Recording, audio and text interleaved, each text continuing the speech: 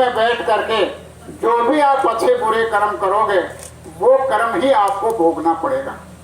अगर मान लीजिए 84 लाख योनियों के अंदर एक सांड है, अगर उस सांड ने किसी आदमी को मार दिया तो मार दिया, उसका कोई बाल बांका नहीं कर सकता। अगर कोई आदमी किसी आदमी को मार दे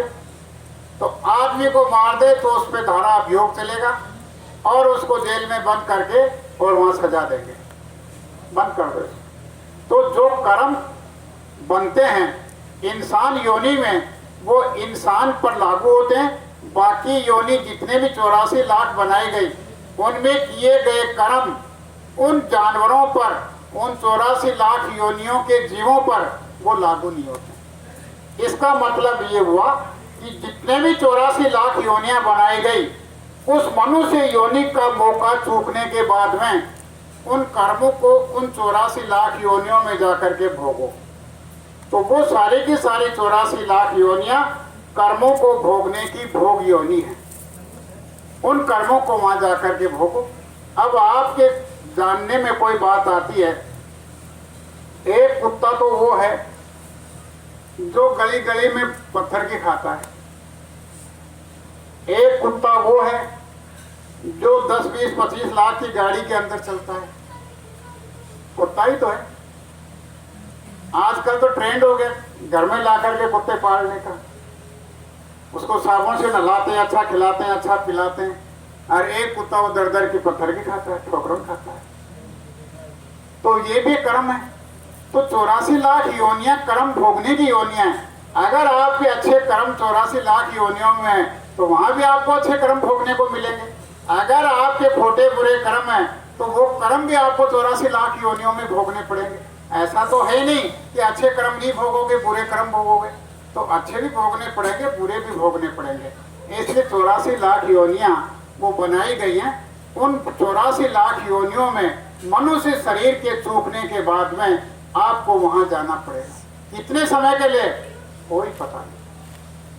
कितने युग बीत जाएंगे, कितने सतयुग बीत जाएंगे, कितने कलयुग बीत जाएंगे, कितने द्वापर त्रेता बीत जाएंगे, आपको मनुष्य योनि दोबारा मिलने वाली नहीं। इसलिए आप सभी आदरणीय महानुभावों से ये आज गुजारिश की जा रही है कि कम से कम आप इतना तो विचार करो, इतना तो आप सोचो कि हमारे शरीर में ये जो बोलने वाला है उसकी परख पहचान करने के लिए हमको मनुष्य शरीर दिया गया है।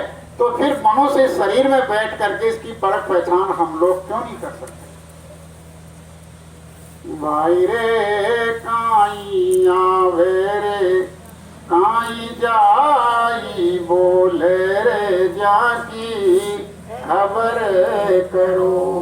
भाई रे काई आवे रे काई जाए, बोले रे जाकी खबर करो। हमारा मनुष्य शरीर पाकर के जो असली कर्म था हमारा वो तो ये था कि कौन आता है कौन जाता है। हमारे घर में आया, किसी बच्चे बच्ची का जन्म हुआ, हमने खुशी मनाई। भाई घर में खुशी है, बच्ची आओ थे बच्चे आओ, हमारा वंश तो बढ़ाइए, परिवार तो बढ़ाइए हमारा। और अगर हमारे घर में से समय आने के ऊपर अगर कोई जाता है तो हमारे घर में दुख होता है, शोक होता है, हमारे घर में मेंबर की कमी हो जाती है कि भाई चला गया। लेकिन इतना तो विचार करो कि आने वाला कौन था और ये जाने वाला कौन है। अगर इस बात का हम शरीर में बैठ करके ज्ञान नहीं करेंगे तो फिर मनुष्य शरीर पाने का मतलब क्या निकला आपका? इससे अच्छा 84 लाख योनियों में भटक रहे थे, मार खा रहे थे, पीट रहे थे, कट रहे थे, वही अच्छा था। भाई रे काई आवे रे काई जाई, बोले रे जाकी खबर करो। भाई रे काई आवे रे काई जाए, बोले रे जाकी खबर करो। आया था हरि भजन को रे, भाई रे आया भाई रे काई आवे रे काई जाई, बोल रे जाकी खबर करो। भाई रे काई आवे रे काई जाई, बोल रे जाकी खबर करो। पानी का एक बड़ा बुलबुला दरिया आदमी नावे, पानी का एक बड़ा बुलबुला दरिया आदमी नावे। एक पानी का बुलबुला था, उसको आदमी का नाम दिया गया कि आदमी की जिंदगी भी पानी के बुलबुले के समान ही है। ये पानी का बुलबुला कब फुस हो जाएगा, इंसान तेरी जिंदगी भी इसी तरह से न जाने कब कहां पर फुस हो जाए। आया था हरि भजन को रे, आई बसा दियो गाँव, बोल रे जाके खबर करो। भाई रे काई आवे रे काई जाए, बोल रे जाके खबर करो। इसलिए आया था उस भगवान का भजन करने के लिए। कर क्या दिया, गांव का गांव बसा दिया, उसमें बसा रहा, उसी में लगा रहा कि ये ढाणी ये भी मेरी, ये कुआं ये भी मेरा, ये भी मेरा, ये भी मेरा, इसी को बढ़ाने में लगा रहा, असली काम को छोड़ दिया। इसलिए आज आपसे यही तो गुजारिश की जा रही है कि यहाँ का सामान, गुरु महाराज ने ये बताया कि जब जीव गर्भ में आता है उस समय पर वो उल्टा लटकता है, उल्टा, सिर नीचे होता है, पैर ऊपर होते हैं, और वो बिलबिलाता रहता है, बिलबिलाता। 7 परत की झिल्ली होती है, उस झिल्ली के अंदर पूरा का पूरा बदबूदार पानी भरा रहता है। इतनी बदबू है उसमें, किसी और में बदबू नहीं, उसका इतना सा हिस्सा डूबा रहता है, ये सारा का सारा, ये बाकी हिस्सा ऊपर रहता है, पानी में इतना रहता है। ये कान, ये नाक, ये आंख, ये सारी की सारी, ये मुंह उसमें डूबा रहता है। लेकिन जब उसके अंदर जीवात्मा को दाखिल करवाया जाता है उस पिंड के अंदर, तो 4 महीने और 10 दिन तक वो एक मांस का लोथ होता है,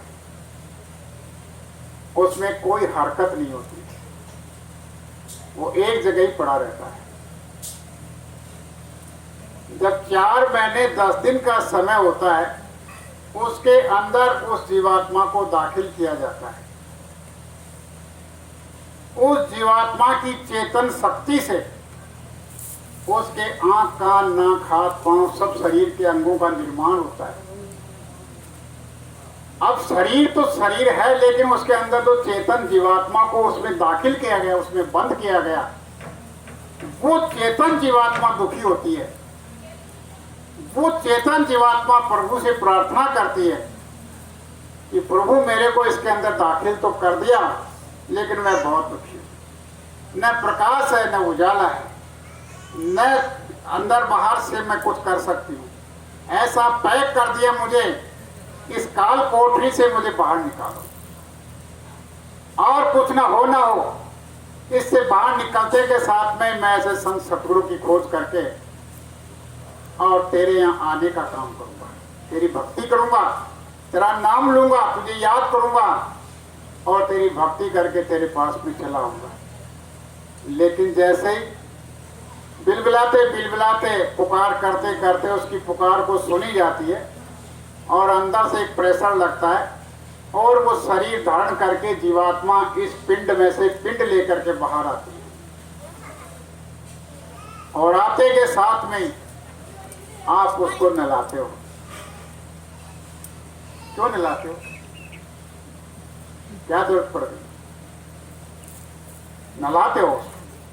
नहलाने का मतलब यह है कि जब ये जीवात्मा इस संसार को छोड़ करके और ये जो भव सागर है, इन 3 लोक को, ब्रह्मांड को पार करने के बाद में जब अपने घर की तरफ जाएगी, वहां पर एक मानसरोवर नामक का स्थान है।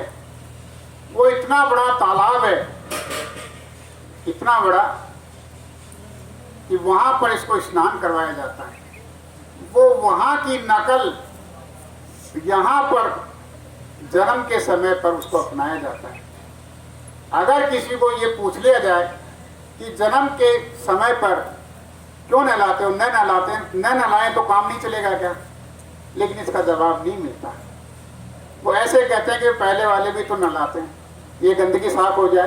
तो हमारी जीवात्मा पर जो कर्मों की गंदगी लदी हुई है, उस कर्मों की गंदगी को साफ करने का वो स्थान है, वो तालाब, वो सरोवर है, उसकी नकल यहाँ रखी गई। और फिर जैसे बाढ़ आता है तो माया की छाया उस पर पड़ जाती है, माया उसको घेर लेती है। अंदर से जो उसने बातचीत की, उस बातचीत को भुला देती है, और माँ, बहन, बेटी, बुआ, बच्चे, बच्चियों में सब में खेलने कूदने में वो अपना सारा समय खो देता है, उस बात को भूल जाता है। जवानी आ जाती है, ब्याह शादी होता है, प्यार बढ़ता बढ़ता, प्रेम बढ़ता बढ़ता, शुरू में जब छोटा था तब कहता था कि सबसे मिलता जुलता था, सबसे प्यार प्रेम करता था, ज्यादा समय देता था। स्कूल में गया तो उसके प्यार प्रेम में कमी आ गई। साथी लोग कह रहे अब तो कम निकलता, आता नहीं, जाता नहीं, बहुत घर में ही रहता है। माँ बाप से भी समय प्यार प्रेम कर रहा था। शादी हो गई तो फिर उसका प्यार बट गया, तो कुछ माँ बाप को दिया, कुछ गृहस्थी में चला गया। बच्चे बच्ची हो गए तो और ज्यादा प्यार बट गया, फिर वो बच्चे बच्चियों का फिर इधर से प्यार कम होता चला गया, उधर प्यार बढ़ता गया। तो कुल मिलाकर कहने का मतलब कि उलझते उलझते ऐसा उलझ गया कि वो निकलने का नाम नहीं लिया। ऐसी माया ने हमको यहाँ उलझा लिया। तो आज आपको ये बताया जाता है कि आया था हरि भजन को, हरि का भजन करने के लिए, भगवान का भक्ति करने के लिए ये मनुष्य शरीर तुझे दिया गया था, लेकिन तूने तो ये काम किया ही नहीं। तूने तो ये सोचा कि मैं सारा सुख ढूंढ लूं, सारा सुख पालूं, सारा आनंद पालूं, अगर सुख का ये सामान इकट्ठा कर लूं। गर्मी आ गई, गर्मी आ रही, पंखे से ऊपर से छत से गर्म हवा आती है, तो क्या करें, कूलर लगा लें, कूलर में भड़बड़ाहट की आवाज आती है, चलो एसी लगा लें, और कुछ और तरीका सोचें। तो इस तरह से आगे सुख पाने का वो तरीका ढूंढता है। लेकिन आप जिस सुख की तलाश यहाँ कर रहे हो, वो सुख आपको यहाँ नहीं मिलेगा। वो सुख यहाँ है ही नहीं। वो सुख आपको अगर यहाँ मिल जाता तो ऐसे संत सतगुरु कहते हैं कि आपको यहाँ से जाने की जरूरत नहीं है, सारा सुख आपको मिल ही रहा है, आप यहाँ रहो। तो इसलिए गुरु महाराज हम लोगों को बड़े प्यार प्रेम से समझाते हैं कि अगर आप सुखी होना चाहते हो, अगर आप आनंद से रहना चाहते हो, अगर आप लोग अपने खुशी से रहना चाहते हो, कभी आपके पास में बीमारी, दुख, तकलीफ नजदीक नहीं आए, अपने परिवार में सदैव सदैव के लिए खुशहाली चाहते हो, अगर अपने परिवार में सुख चैन चाहते हो, आनंद चाहते हो, तो गुरु महाराज कहते हैं कि वो जो सुख आप देख रहे हो, वो तो सुख परमात्मा के भजन में अंदर मिलेगा। और वो किसके पास मिलेगा? इस बोलने वाले के पास में मिलेगा। इसलिए बोलने वाले के पास में अंदर चलोगे, इस बोलने के पास में अंदर जाकर के मिलने की कोशिश करोगे, तो सारे के सारे सुख आपको मिल जाएंगे। अगर उसके पास जाने की कोशिश नहीं करोगे और बाहर आप लोग ढूंढते भटकते रहोगे, तो आपको सुख तो मिलेगा नहीं, आपके जीवन का समय खत्म हो जाएगा। और दुख भी दुख में रोते हुए आए थे और रोते हुए आप लोग चले जाओगे। आपका सारा जीवन रोने ही रोने में बीत जाएगा। इसलिए गुरु महाराज हम लोगों को कितनी अच्छी तरह से समझा रहे हैं। ले मारी बाहर भटको काई, अरे सब सुख है गठ माही। ले मारी बाहर भटको काई, सब सुख है गठ माही। सारे के सारे सुख जितने भी हैं, आप भगवान के ध्यान में बैठ जाओगे, इतना आनंद आएगा। अगर उस आनंद की एक सुई की नोक जितना भी उस आनंद की एक झलक आपको मिल जाए, तो आप इतने अलमस्त हो जाओगे कि ये सारा दुनिया का जो आप सुख मान करके चल रहे हो उसके सामने मिट्टी है, धूल है, कुछ भी नहीं है।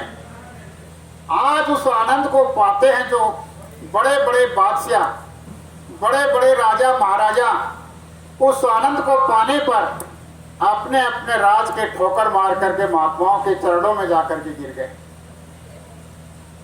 उससे बड़ा कोई आनंद मिला तब गिर गए, उससे बड़ा कोई सुख मिला तब गिर गए, नहीं तो कौन गिरता है? महात्माओं के चरणों में जाकर के कौन शीश नवाता है? उससे भी बड़ी चीज मिलती है।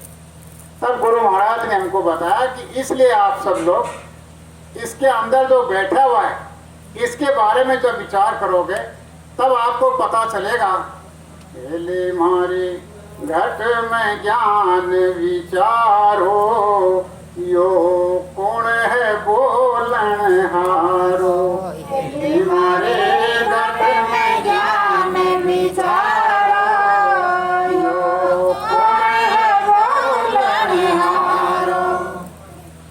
अब कितनी बड़े प्रेम और प्यार से गुरु महाराज हमको ये समझा रहे हैं कि अगर आपके दिल के अंदर, आपकी सोच में, आपके विचार में अगर एक बात आ गई छोटी सी, ये बोलने वाला कौन है, ये कौन है, कहाँ रहता है, इससे मिला जाए, कैसा है, कैसी बात करता है। जब आप इससे मिलने के लिए अंदर चलोगे, अब अंदर कैसे चलोगे? क्या आपके पास में तरीका है, क्या विधि है अंदर चलने? अंदर चलने के लिए कुछ नहीं करना। गुरु महाराज क्या समझाते हैं कि आप लोग अपने शरीर में जिस तरह से बैठे हुए हो उसी तरह से बैठे रहो, करना कुछ नहीं आपको। अब आप जिस तरह से बैठे रहो, लेकिन करना इतना है कि जो ध्यान आपका दुनिया में लगा हुआ है उस ध्यान को दुनिया में से थोड़ा सा हटा दो, थोड़ा सा। दुनिया को थोड़ी देर के लिए भूल जाओ, थोड़ी देर के लिए परिवार को भूल जाओ।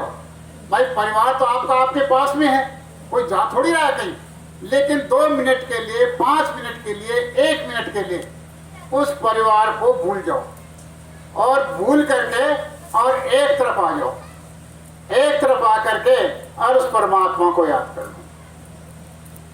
1 मिनट 2 मिनट के लिए उस परमात्मा को याद कर लो।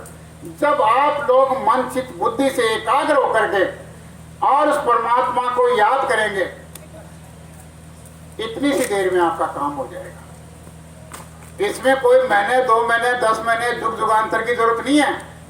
इसमें जंगल पहाड़ गुफा में जाने की जरूरत नहीं है। आपको ऐसा कोई कपड़ा लत्ता पहनना ओढ़ना खाना पीना छोड़ने की जरूरत नहीं है।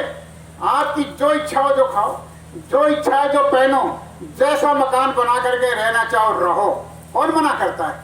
लेकिन सवाल यह है कि जिसके अंदर आप लोगों ने अपना ध्यान फैला रखा है, अपना जो आगे इसमें फंसा रखा है, उस ध्यान को थोड़ा सा उधर से निकाल करके और इधर परमात्मा की तरफ लगा दोगे तो आप फिर अंदर चलोगे। अंदर कैसे चलोगे कि आपका ध्यान जैसे इधर से हटेगा, इधर लगेगा, तो ये बोलने वाला है, ये आपके सामने खड़ा रहेगा। ले मारे इनकी करो ओढ़ खाई, थारो जन्म मरण मिट जाए। ले मारे इनकी करो ओढ़ खाई, थारो जन्म मरण मिट जाए। जब आप लोग इसकी खोज करोगे, इसको पाने का विचार लाओगे, इसको पाने की दिल में इच्छा पैदा करोगे, तो मालूम है फिर क्या होगा? हमारी जन्म और मरण मिट जाएगा। जन्मने और मरने का झगड़ा मिट जाएगा। यहाँ क्या है? जन्मो मरो जन्मो मरो, यही तो चीज है। और क्या है यहाँ पर तीसरी चीज? आप बता दो कोई। भाई जिसने जन्म लिया वो मरेगा और जो मर गया वो कहीं जाकर के जन्म लेगा। बस ये कर्म चलता रहेगा। तो जब उसका जन्म और मरण खत्म हो जाएगा और जन्म और मरण से उसको मुक्ति मोक्ष मिल जाएगी, तो फिर वो कहाँ जाएगा? वो अपने घर में चला जाएगा। और जब अपने घर में चला जाएगा तो वहां न जन्म है, न मरना, न और कुछ है, न रगड़ा, न झगड़ा, न खाने का, न कमाने का, न और कुछ। इसलिए आप लोगों से यही बताया जाता है कि आप लोग कम से कम इतना सा विचार करके और अपनी जीवात्मा को जगाने का काम करो।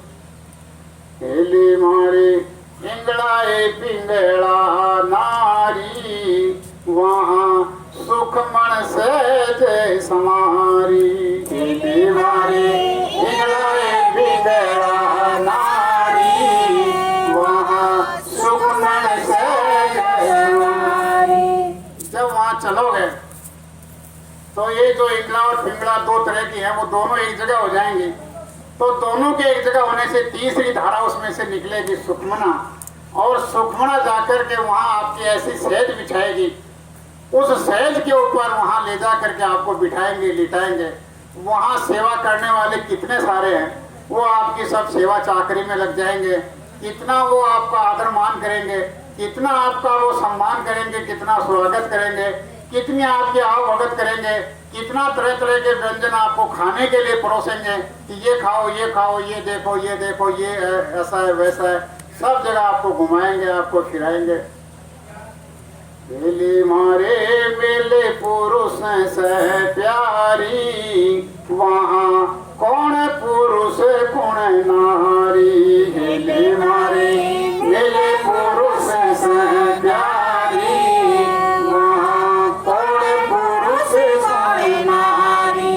जब वहां जब पहुंच जाओगे वहां औरत और मर्द का झगड़ा खत्म। ये तो यहीं पर है, ये भी एक कपड़ा है, ये कपड़ा ही है, औरत का और मर्द का कपड़ा है। बाकी अंदर जो ये जीवात्मा बैठी हुई है, ये न औरत है न मर्द है। ये तो ऐसी निखालिस जीवात्मा शब्द रूप है।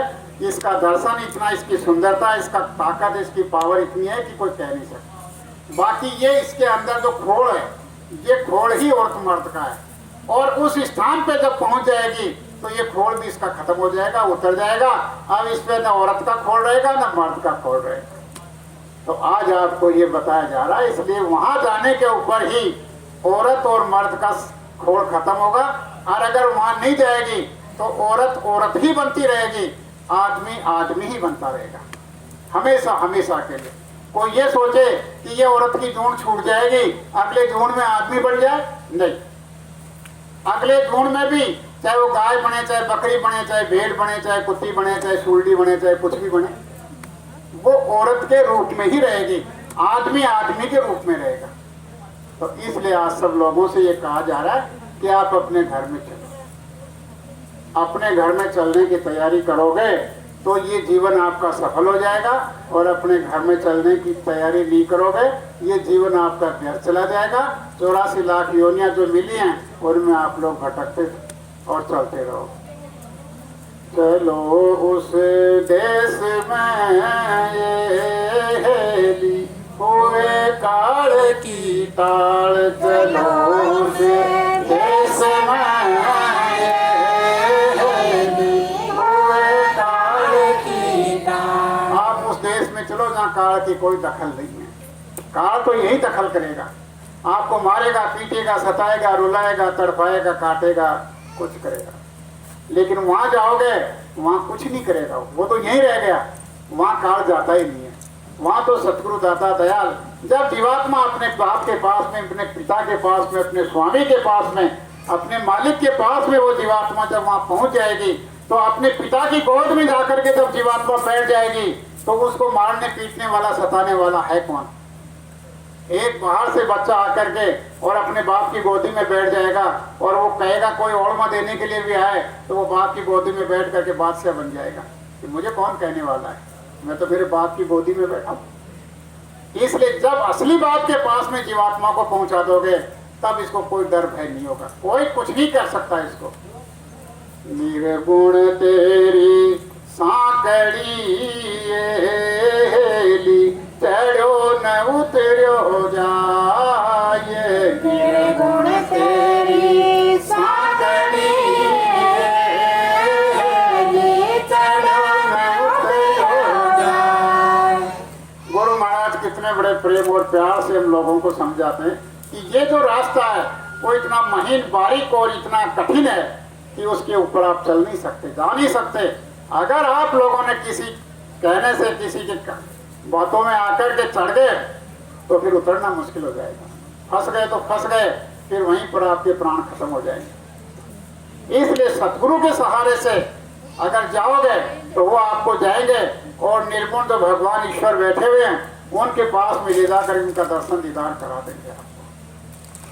चढ़े सो निर्गुण तेरी साकड़ी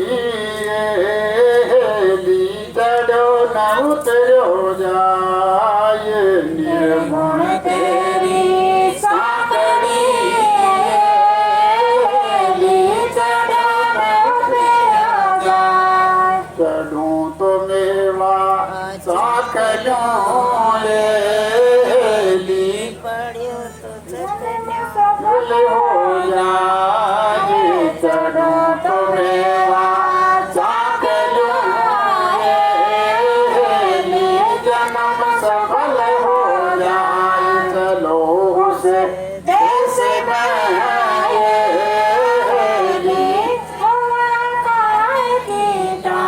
वो देश में चलो आप। अगर वहां चले गए तो मेवा मिष्ठान खाओ। मेवा मिष्ठान का मतलब है कि वहां इतना अच्छा व्यंजन, इतना भोजन वो चेतन देश का है। वहां पर कोई दुख नहीं, कोई तकलीफ नहीं। यहाँ तो रात दिन होते हैं, वहाँ रात और दिन नहीं होते। वो तो प्रकाश ही प्रकाश है, उजाला ही उजाला है। और वहाँ की रचना चेतन है। चेतन जो रचना होती है वो चेतन रचना को ये जो अंदर बैठा है चेतन यही देख सकता है, बाकी शरीर से नहीं देख सकते। इसलिए आप सबसे हमारी ये प्रार्थना है कि आप लोग थोड़ा सा जीवन का समय बचा हुआ है, इस बचे हुए समय को काम में ले लो और इसके बारे में सोचो, विचार करो कि हमारा जीवन का जो पहले का समय बीत गया उसमें हमने क्या किया। आज रात को आप लोग थोड़ा सा शांत दिमाग से, ये माता बहनें भी सोचें और आप भाई बैठे हो आप भी सोचो, हमारे जीवन का जो पहले का समय बीत गया उसमें हम लोगों ने क्या किया, उसमें हम लोगों ने क्या पाया, उसमें से आज हमारे पास में क्या है। विचार करो। विचार करोगे तो आपके सामने एक ये निष्कर्ष आएगा, ये निचोड़ आएगा कि मैंने मकान भी बना लिया, जमीन भी बना ली, रुपए पैसे भी खूब इकट्ठे कर ले, सोने चांदी के जेवर भी मैंने खूब बना लिए, बेटे पोते अच्छे अच्छे पदों पे नौकरी कर रहे हैं, मेरी अच्छी इज्जत है, 10 20 50 गाँव में मेरी लोग मान्यता करते हैं। लेकिन सोचो कि इसमें से आपका है क्या, इतना तो सोचो। जब आपका इसमें से कुछ भी नहीं है तो सारा का सारा व्यर्थ है। अब आप लोग ये सोचो कि जो है वो क्या है। इस शरीर से जो आप लोग कमाओगे, चाहे आप मान प्रतिष्ठा कमाओ, इज्जत आबरू कमाओ, धन धान कमाओ, कुछ भी कमाओ, शरीर के साथ रहेगा। बोलो सही बात है कि शरीर से जो कमाओगे शरीर के साथ रहेगा। और इसके अंदर जो बोलता पुरुष है, उस बोलता पुरुष से कुछ कमाओगे वो किसके साथ रहेगा, वो बोलता के साथ रहेगा। जीवात्मा का धन कमाओगे जीवात्मा के साथ रहेगा, शरीर से कमाओगे शरीर के साथ रहेगा। और जो जीवात्मा का धन कमाओगे उसको कोई छीन नहीं सकता, कोई ले नहीं सकता, कोई भाई उसका बंटवारा नहीं करवा सकता, उसको छुपाने की कोई आपको ऐसे नहीं कि भाई कोई चोर ले जाए। तो वो धन अच्छा या शरीर से आप जो कमा रहे हो वो अच्छा, तो वो धन आत्मा के साथ रहेगा, हमेशा रहेगा। शरीर को छोड़ देगी आत्मा तो भी वो उसके पास रहेगा, फिर वो आगे का काम फिर शुरू कर देंगे। इसलिए हम लोगों को जो शरीर के हम लोगों ने साथी बनाए वो सारे के सारे शरीर के साथ रह जाएंगे। इसलिए आज आप सब लोगों से हाथ जोड़ करके ये गुजारिश, ये प्रार्थना, ये मिन्नत और आरजू की जा रही है, कि अब आप लोगों के पास में जीवन का जो बचा हुआ समय है, उस बचे हुए समय के अंदर आप लोग अपनी जीवात्मा का साथी बना लो, अपनी जीवात्मा का साथी बना लो। अब जीवात्मा का साथी कौन बनेगा? जो जीवात्मा के भेद को, जीवात्मा के घर के भेद को जानता है, वो होते हैं संत सतगुरु। अगर आप लोग कहोगे कि कौन से संत सतगुरु के पास में जाएं, हम कहाँ जाएं, किसको याद करें, किसके पास में हम रोएं, किसको अपनी पुकार करें, इसके लिए आपके पास में सीधा सरल और सहज उपाय एक ही है कि जब ये आत्मा अपने पाप के लिए, अपने मालिक के लिए, अपने स्वामी के लिए अंदर ही अंदर पुकार करेगी, रोएगी, बिलबिलाएगी, ये मालिक मुझे इस जेल खाने से निकाल दे, तू जहां कहीं भी है तू मुझे बुला ले, किसी के जरिए बुला ले। अगर कोई जरिया नहीं बनता है तो आप खुद आकर के और मुझे जगा लो और मुझे यहाँ से ले चलो। मैं यहाँ पर अब एक सेकंड, एक मिनट रहना मुश्किल हो रहा है। मैं दुख में पागल हो गया, मैं दुख में परेशान हूँ, यहाँ तो तकलीफ ही तकलीफ है।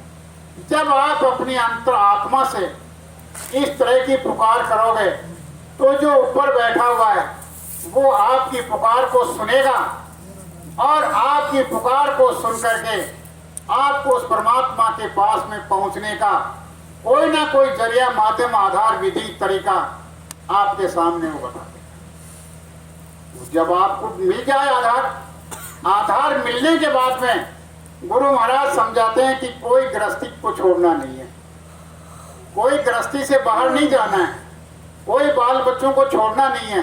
ये गृहस्थ में भी आपका कर्म कर्जा चुक रहा है। गृहस्थ के अंदर जो बच्चे बच्ची आपके परिवार में आ रहे हैं वो अपना कर्म कर्जा चूकने के लिए आ रहे हैं।